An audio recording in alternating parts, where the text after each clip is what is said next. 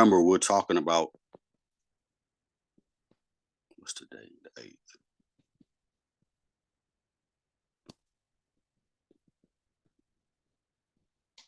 So remember, we're talking about today conversion of alcohols into alkyl halides, right? So this is one of our methods for the synthesis of alkyl halides.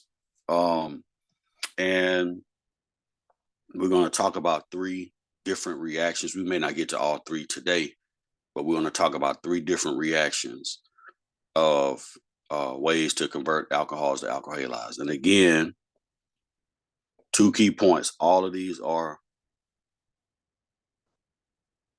substitution reactions.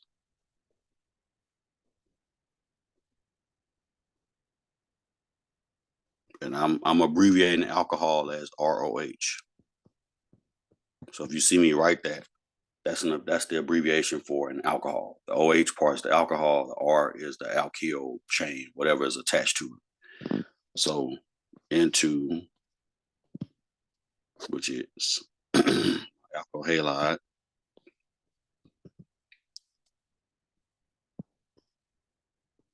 All of these are substitution reactions, right? And all of these reactions that we're going to talk about, OH, if you remember anything about substitution, SN2 or SN1 substitution, you have to have a leaving group and you have to have a nucleophile. I think that I talked about that in the video that I sent out. So you need a leaving group and a nucleophile, and it's the nucleophile that displaces the leaving group. So the OH is the leaving group, right? Somebody tell me if you watch the video, somebody tell me if OH is a good leaving group or if it's a bad leaving group. A bad leaving group? Terrible, right? It's a terrible leaving group. So every one of these reactions is going to have a step where you do what to OH?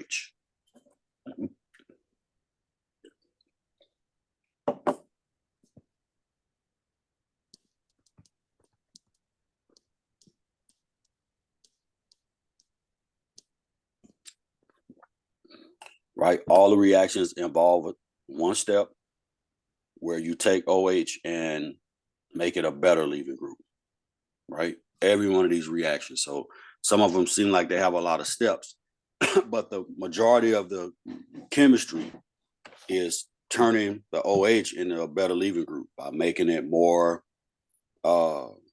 stable as a conjugate base. We'll talk about that. So all these reactions are substitutions. OH is the leaving group in all of these reactions. And you have to make OH a better leaving group before you can substitute it.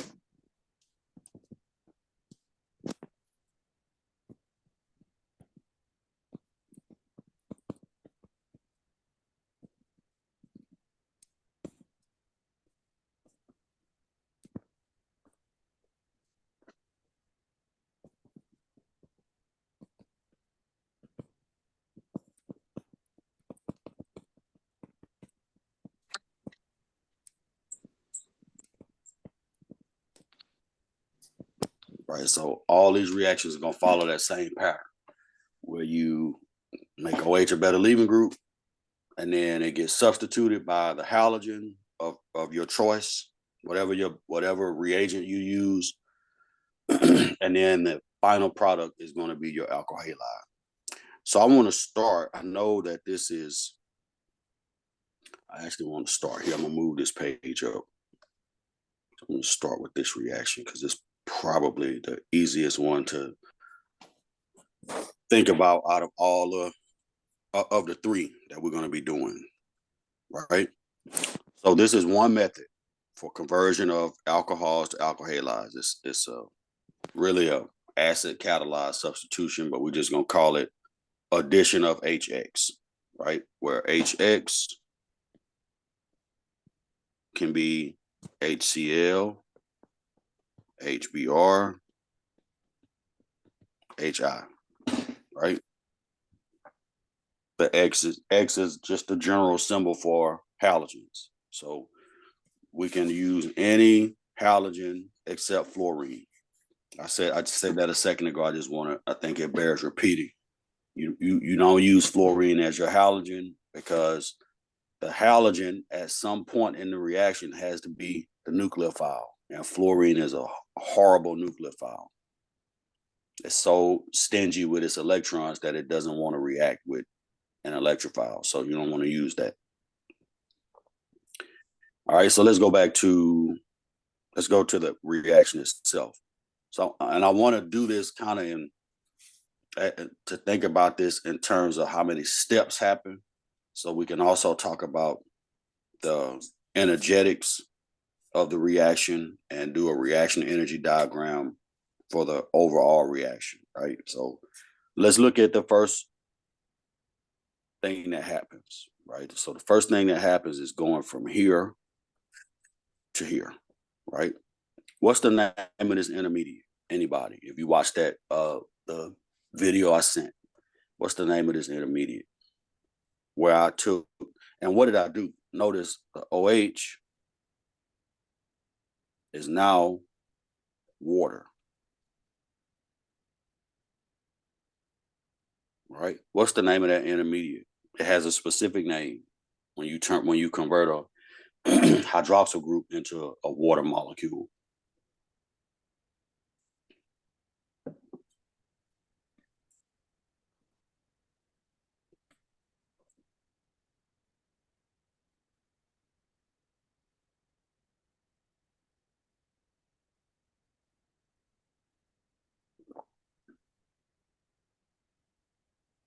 Anybody?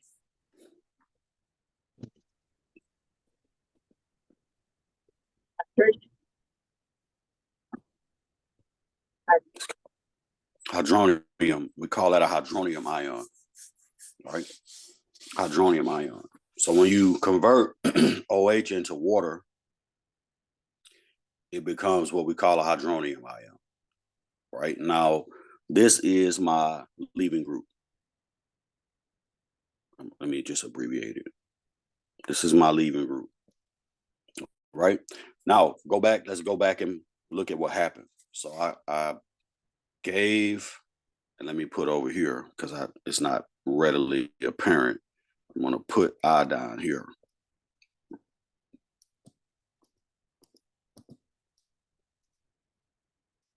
And it's negative, right? What happened? How did I get the hydronium ion? What kind of reaction just happened?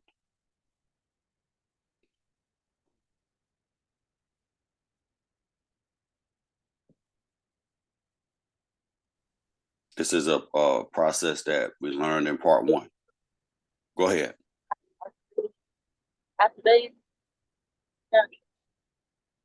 Your audio is very chopped up. The acid base? It is an acid base. Good. This is an acid base reaction. I agree with that. And what happens in an acid base reaction? You're 100% correct. Is it a proton transfer? Proton transfer. That's exactly what I'm looking for. It's a proton transfer. That's the exact phrase that I'm looking for. Proton transfer. In an acid-base reaction, remember the acid is if it's a Brunstad acid, it's a proton donor. And then if there's a Brunstad base, then that base is a proton acceptor, right? So in an acid-base reaction like this one, right, and really everything can be boiled down to either acid base, which is very similar to a nucleophile electrophile reaction.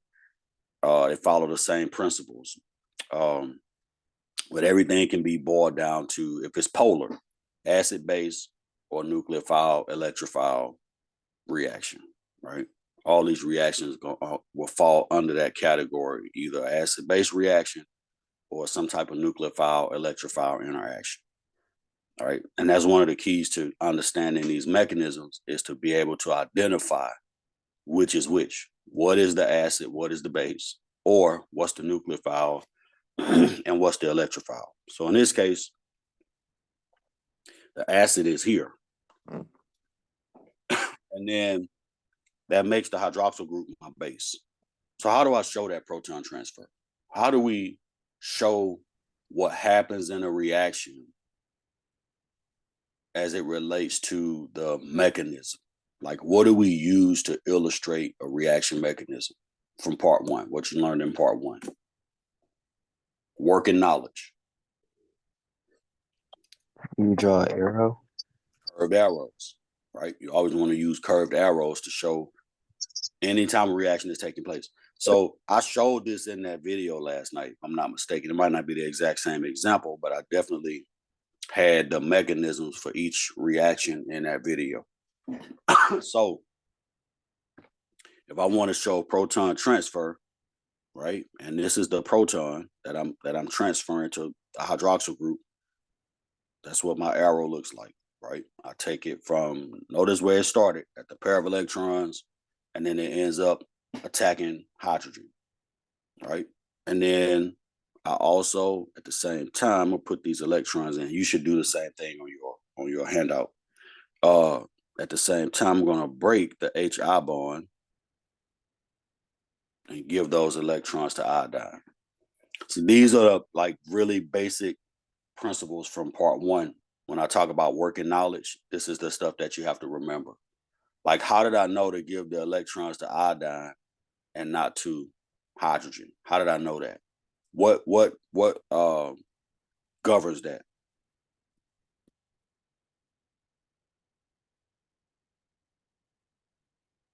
The dipole.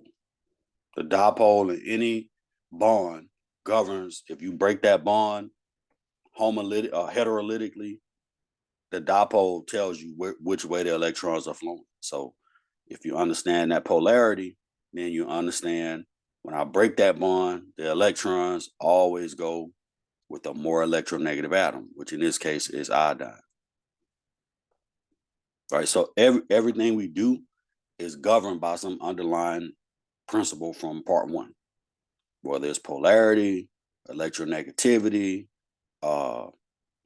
whether it's resonance, some underlying principle is going to govern everything that we do as it relates to pushing arrows. All right. So that's how we got to here. And this to the hydronium ion intermediate. All right. Now, how do we get from that to the carbocation intermediate?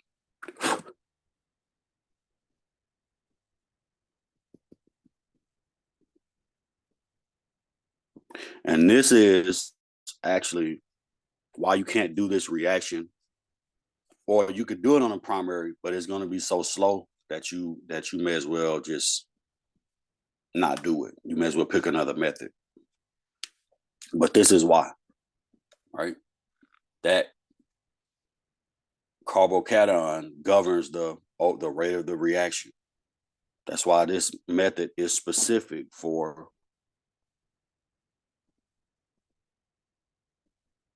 tertiary alcohols, but it can also work on secondary. Right? Those are okay too, because everything is hinging on how stable that carbocation is going to be. Right? So how do I get from the hydronium arrow-wise, mechanism-wise, how do I get from the hydronium ion to the carbocation? What do I need to do?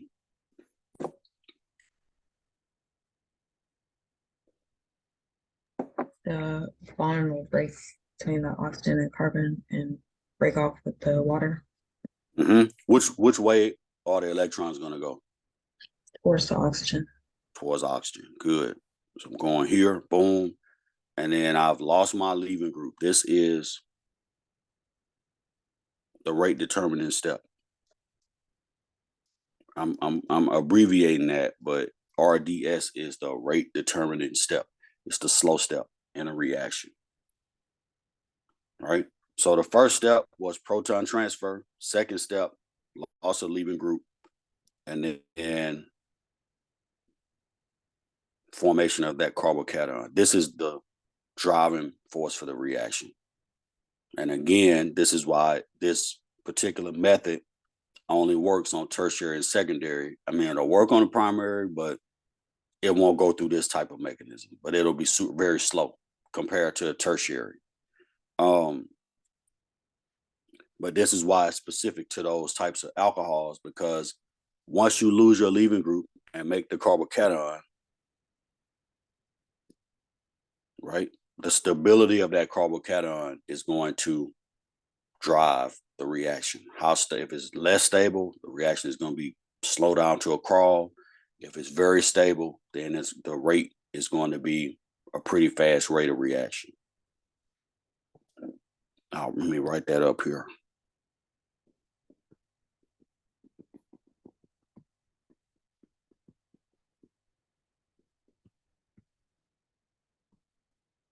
All right, so how stable that is going to drive the rate. Can somebody tell me what the trend is for carbocation stability? Anybody? What's the least stable of all carbocations? The primary.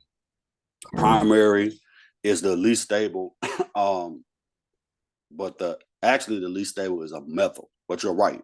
If you're comparing tertiary carbocations to secondary carbocations to a primary carbocation,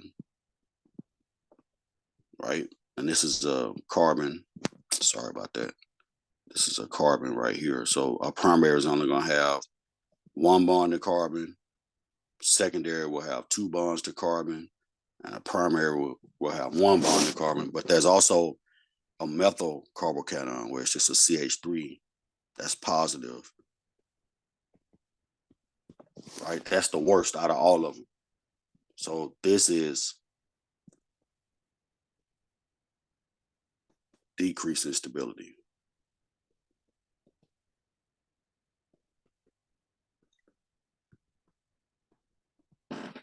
Right?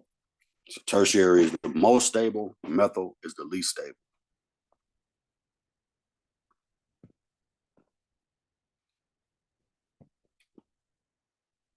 Right, so that's why, again, a reaction like this, if you use a tertiary alcohol, it's a great method because of the mechanism that it goes through, where you lose water, you form your carbocation intermediate, and then in the next step, right, this is going to be nucleophilic attack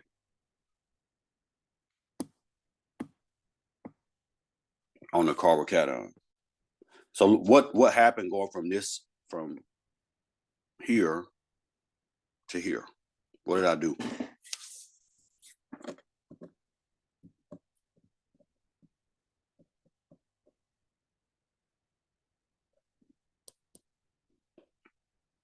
What changed?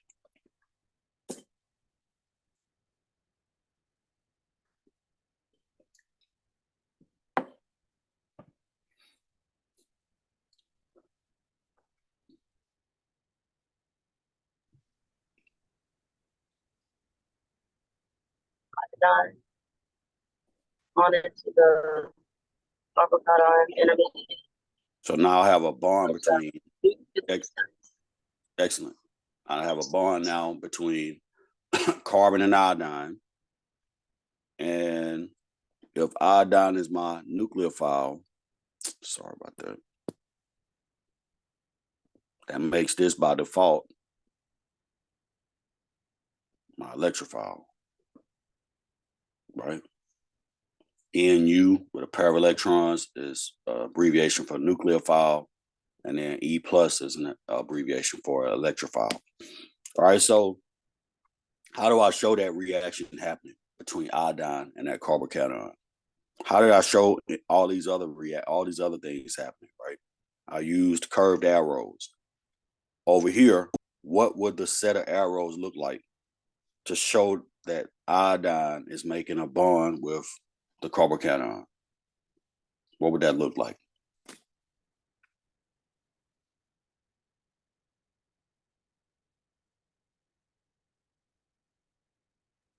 Gonna be the nucleophile attacking the electrophile?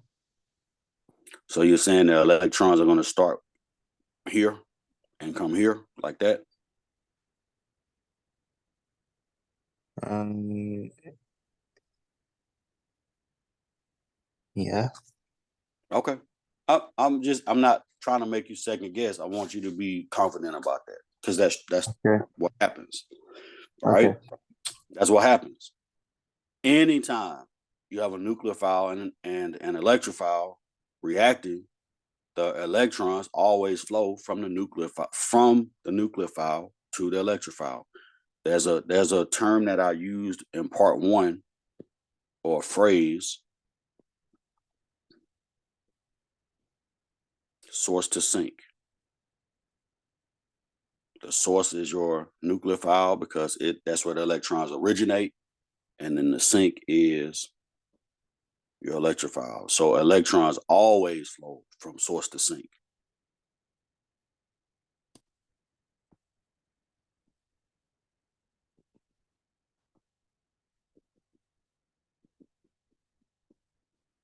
Always.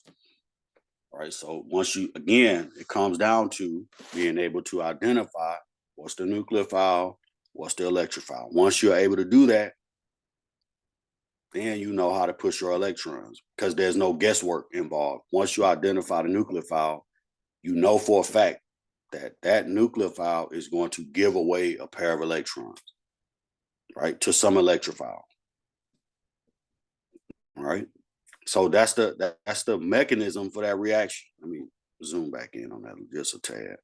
Right, where you start out with a proton transfer, and then you start out with, or you go from a proton transfer to hydronium ion. Right, that's one step. And then from the hydronium ion to the carbocation, which is another step. And then from the carbocation to the alkyl halide, which is my desired product. Don't lose sight of that.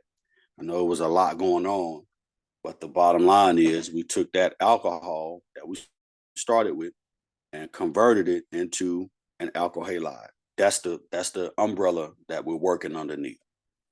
Right? Alcohol conversion of alcohols to alkyl halides. That's what we're doing. Right? And this is one way to do it. All right. Questions about anything in here? I want to talk about the energetics of the reaction, and then we're going to look at that next example. All right. Any questions?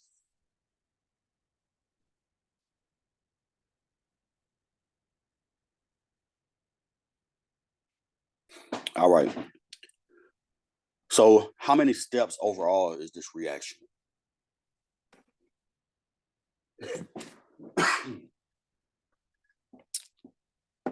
Overall, how many steps?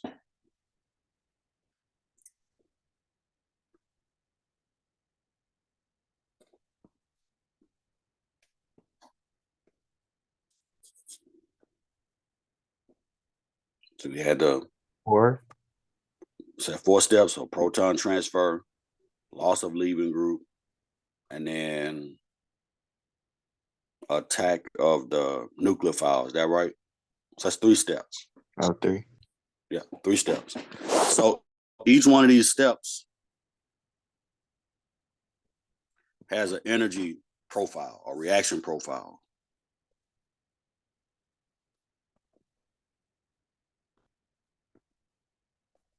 Each step. So the first step, that proton transfer, let's just say, and this is gonna, again, this working knowledge. Let's just say it's fast and it's exothermic. So this would be step 1, right? Remember from organic 1, we did energy diagrams where this is time, and this is energy on the y-axis.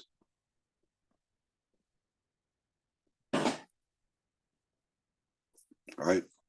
So let's just say, for the sake of the first step, which is the proton transfer,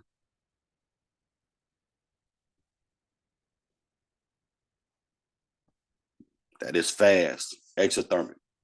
quick, very, very rapid reaction. Right? That's why the reactants are higher in energy than the products, because you give off energy in an exothermic reaction.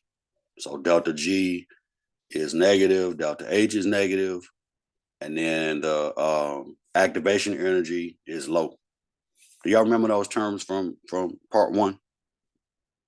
Right, where this is your transition state right here, and then the distance between the reactant and the transition state is the activation energy. Anybody remember that?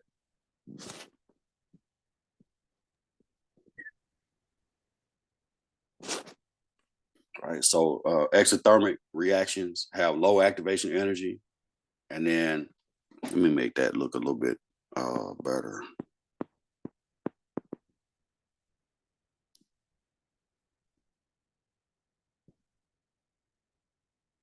That's even worse.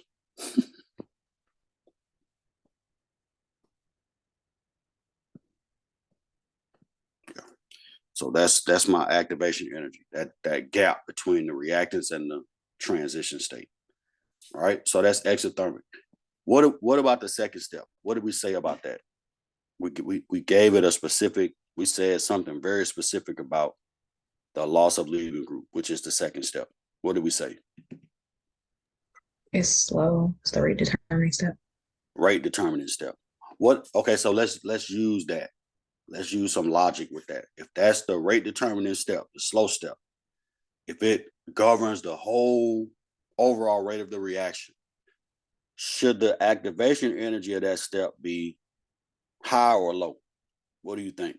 Now, keep in mind, activation energy governs the rate. And then the enthalpy, the delta H, governs the stability of the products, right? So it's two different concepts, but the activation energy is going to govern the rate. So should that second step have a high activation energy or low activation energy if it's the slowest out of all the steps? The highest. It should have the highest activation energy, right? So we can show that in the reaction profile by just saying that the second step has a higher activation energy than the first step, and by default, it's got to have a higher activation energy than the final step as well, right? So, and let me take this out because I don't want to confuse you there. So this is my hydronium intermediate right here.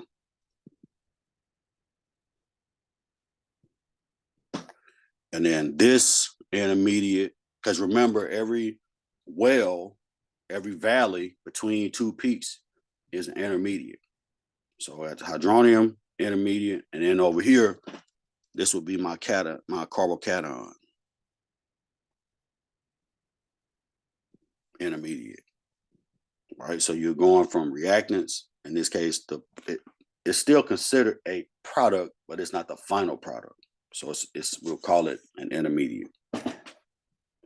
All right. What about the last step, which is the nucleophilic attack? You think that's going to be fast or slow? And we can actually calculate that. We can take the if we know what the energy the enthalpy is for a carbon iodine bond, we can actually calculate that. We can figure out if it's exothermic or endothermic. All right. And most of the times, if you only break a bond without forming a bond, it's going to be endothermic because your delta H is going to be positive. But if you make a bond without breaking any bonds, most of the time it's going to be exothermic because that bond formation is going to give off energy, right? It's going to be exothermic. So for that last step, what do you think? It's not, it can't have the same energy as the second step. And we don't really, I mean, we can estimate it, but what do you think? You think it's going to be exothermic also? Just like the first step?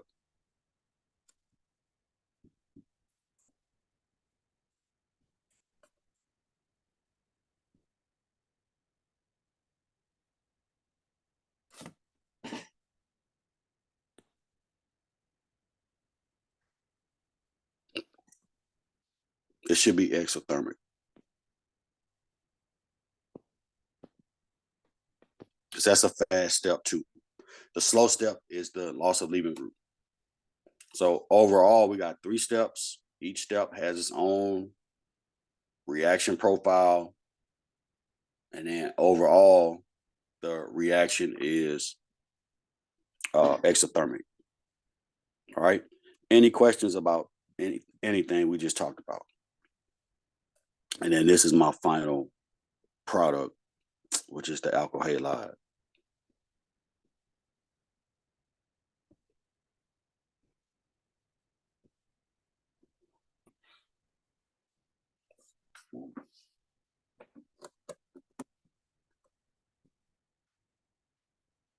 Right? Any questions about anything?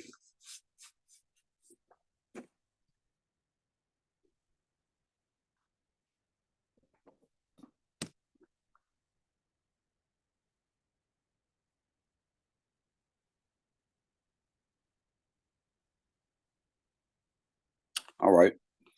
Let's look at the reaction that's depicted underneath all this stuff right here. Right? What kind of alcohol is that?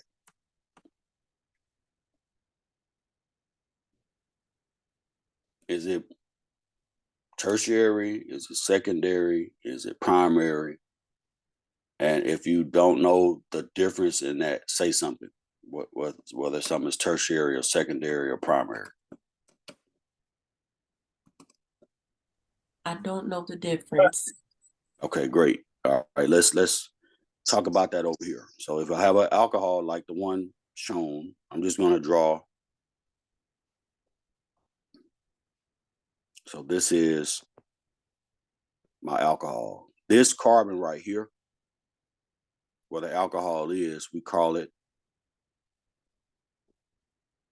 the carbonyl carbon. All right. However many carbons that carbonyl carbon has bonded to it, that's what determines whether it's tertiary or secondary or primary. So you can see right here, right, you have 3 carbons attached to that carbonyl carbon. So this is a tertiary alcohol. Right? If I take the same alcohol,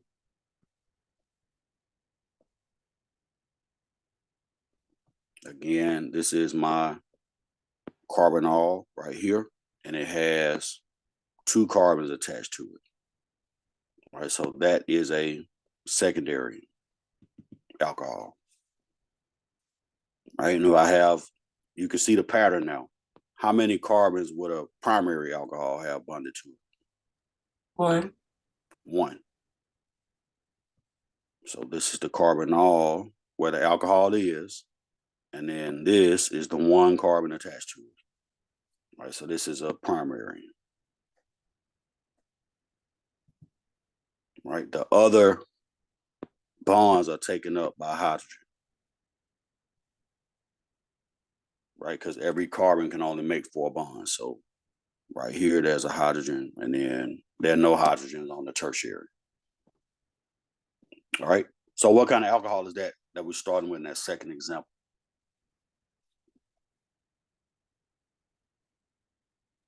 Would it be a secondary? All right.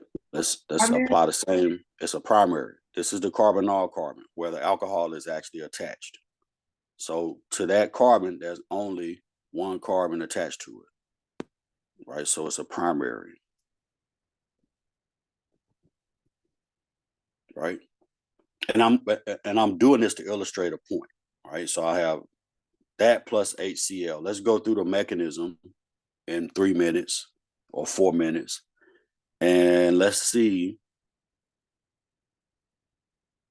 get to the rate determining step so we can discuss these carbocations, right? So what's the first step? What's the first thing that has to happen?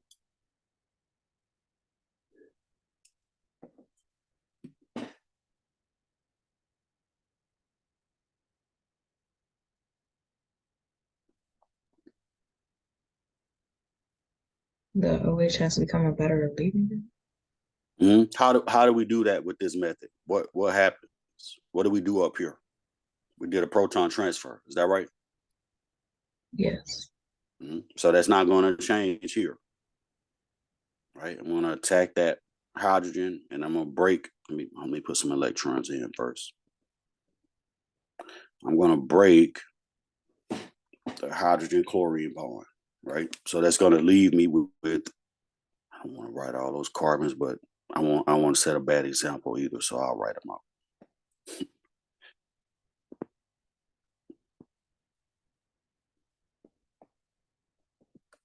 Come on, Russell.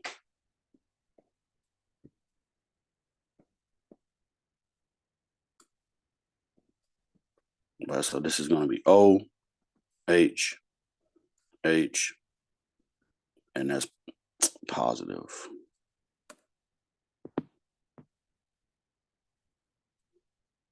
Right? Plus a negatively charged chlorine. Right? If you're not fluent with formal charges, you need to practice that in your downtime, because that's a very important concept. It seems innocuous when you're studying it in part one, but you can't get away from it, because without the charges, then the reactions don't make sense. So you have to keep the charges consistent so that everything stays neutral. So this is the hydronium intermediate.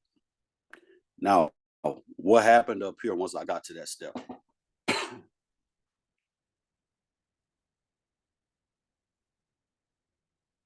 Once I get to the hydronium ion, what's the next step?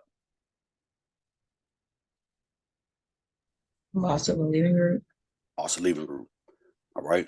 Now in this case, let's show that. Let's go ahead and show it. The leaving group is the hydronium. I'm gonna break this carbon oxygen bond right here. Right. Now let's see what that gives me.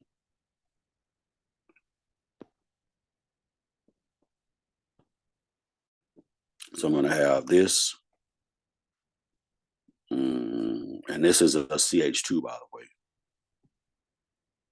I know everything that we've been showing is in skeletal form. But that's a CH2 plus water plus Cl minus. All right. What is the problem with that carbocation? And we just talked about up here carbocation stability. And somebody, I can't remember, I didn't see who said it, so I don't know who said it, but somebody said that the primary carbocation, because this is a primary carbon and a primary alcohol. So this is primary.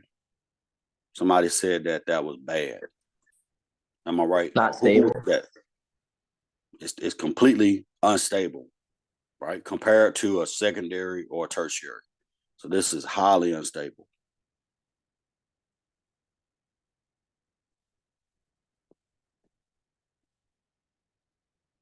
Right? So what does that mean for this reaction? What do you think? Is that going to make this reaction slow down to a crawl, or do you think it'll just be just like a tertiary? Slow down. It's going to slow down to nothing, right? That's why you don't use this method for primary alcohols. This carbocation intermediate is going to dictate the outcome of the reaction. And because this is a primary, this reaction will not follow this pathway.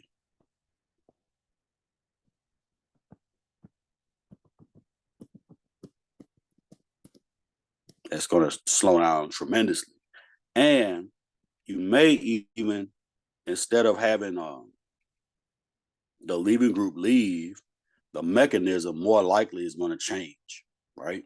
So instead of going through a mechanism where you have a carbocation, you may, in this case, see a change in mechanism where actually the chlorine attacks and forces the leaving group out. So this would be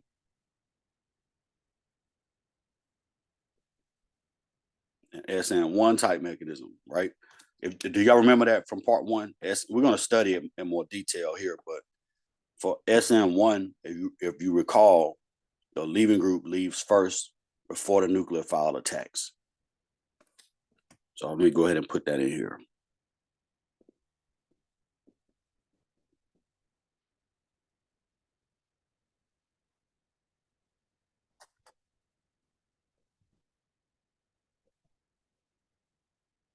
Right, so you're leaving, if it's SN1 type, the leaving group is going to leave before the nucleophile attacks. All right, so that's always going to be dependent upon the stability of your carbocation, because in the SN1 you're going to get a carbocation intermediate. Right, this would be if the nucleophile attacks and the leaving group leaves at the same time. This would be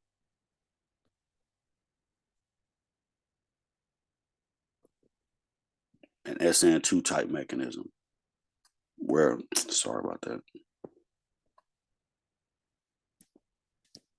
So nucleophilic attack and loss of leaving group occur simultaneously.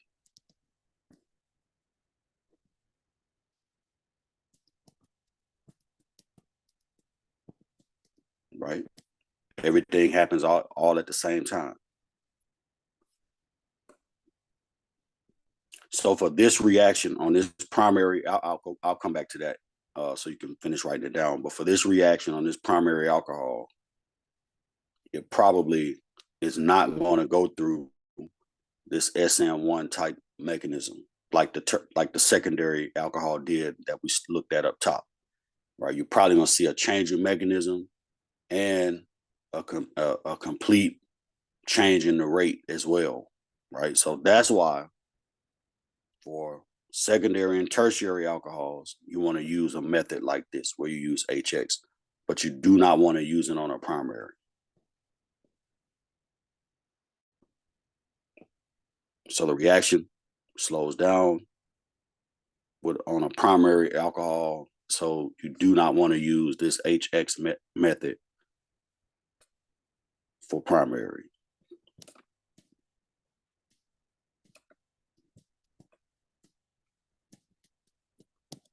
All right.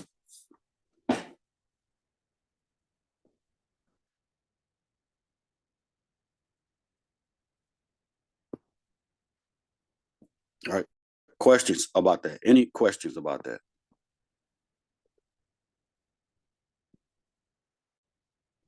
All right. What I want you to do is I want you to look at this, everything we talked about, and I want you to write down anything that you didn't understand. And on Monday, when we come back, I want you to raise those questions. Right? Anything you didn't understand for either one of these reactions, any step that you didn't understand, any terminology, because those gaps, we got to fill those in so that going forward, things are more clear to you. Go ahead. I heard a question or somebody getting ready to ask a question. I was just gonna ask if you could explain stability.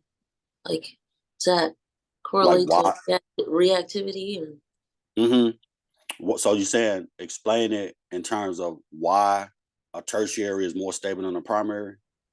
Yes. Okay, great. Yeah, I can do that. We actually got 4 minutes. For the record too, I don't know if I made this clear, but classes are supposed to start at 10 after. So we go from 10 after to up to the hour. So we got 4 minutes left. I just normally stop a little early because, try to let y'all get to your next destination. But here, the explanation is it goes back to dipoles, believe it or not.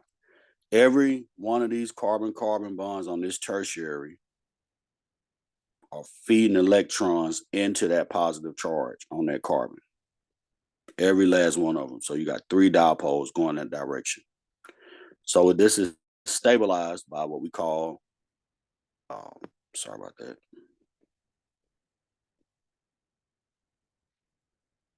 You might have learned, if you took my class for part one, you definitely learned this term. You might have forgotten it, but we definitely talked about it. Hyperconjugation.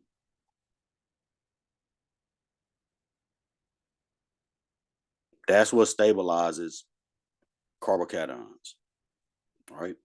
So the more carbon-carbon bonds you have around it, the more juice you can give to that carbocation. The more electrons or electron density you can pump towards that carbocation to stabilize it. The phenomenon is called hyperconjugation. Notice on the secondary, as you decrease stability, what are you also decreasing? The number of substituents around the carbocation, because this is the carbocation itself right here, this carbon, right? And then here's that carbon, and then here's this carbon, right? So the more substituents you have around the carbocation, the more electron density you can pump towards it, and the more stable it's going to be. Because remember, electrons are negative. So if you have a positive charge, the way you put that fire out is by bringing some negative charge or some electrons towards it to decrease the amount of positive charge that's present. So the way you do that in this case is using the electrons in the carbon-carbon bond to feed that positive charge. So that's why tertiary is the most stable. And then if you go down to a methyl, what do you notice? Are there any carbon-carbon bonds around it? No, No. That's why it's the least stable. I think I'm just confused because it seemed like I just get confused when you say that the reaction slows down because Yeah, sure. Wouldn't it be more eager to react since it doesn't have those other carbons to stabilize it? Actually, no, because if you go think about this, I'm gonna put in terms of, let's say, human. Let me humanize this. If you have a significant other that's very good to you, right, and that's very stabilizing, that they don't bring a lot of drama, a lot of mess, a lot of whatever, would you change and swap out and if some other person came close that was less stable, more toxic, more whatever, would you react? I guess not. Probably not.